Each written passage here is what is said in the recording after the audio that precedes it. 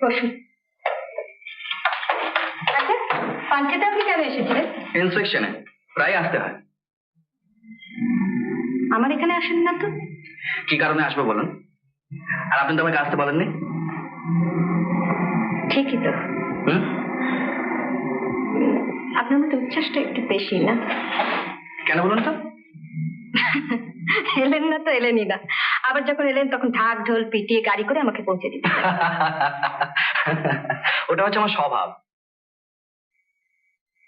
এটাও আপনার স্বভাব? কেউ যদি একা থাকে তাকে দেখতে না আসা? না, মানে আমি রোজ একজনের জন্য অপেক্ষা করে থাকি, কখন সে আসবে।